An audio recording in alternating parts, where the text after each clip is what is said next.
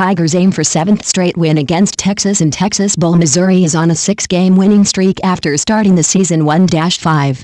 A win over Texas in Wednesday night's Texas Bowl would make the Tigers 7-5, only the second team from a Power 5 conference to finish with 8 wins after opening the year 1-5 and the first since Rutgers did it in 2008.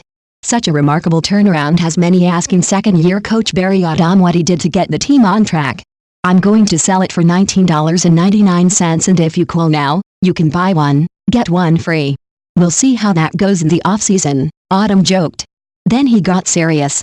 "Really, we didn't change much," he said. "We've got a really good group of kids that were bought in together, that cared about each other, that knew that we were doing a lot of things in our program the right way and we were getting so close to breaking down the wall. We just weren't playing really good on Saturdays."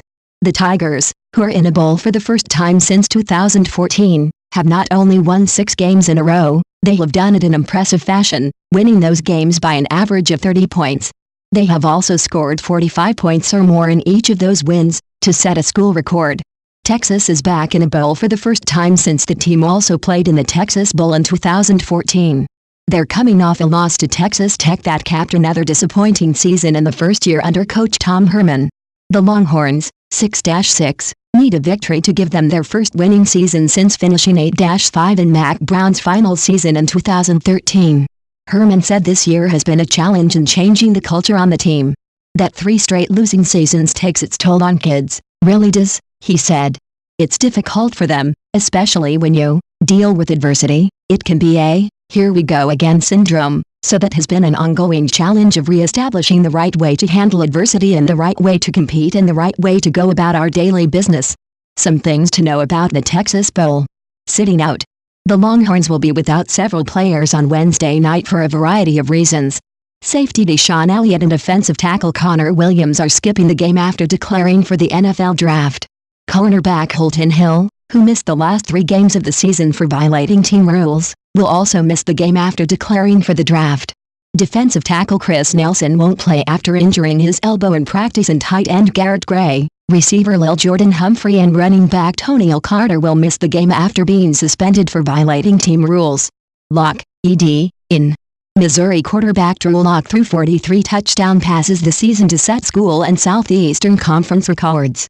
Lock's touchdown passes were the most in the nation, marking the first time a SEC quarterback led the country in that category since Florida's Danny Wuerffel in 1996 when he won the Heisman Trophy.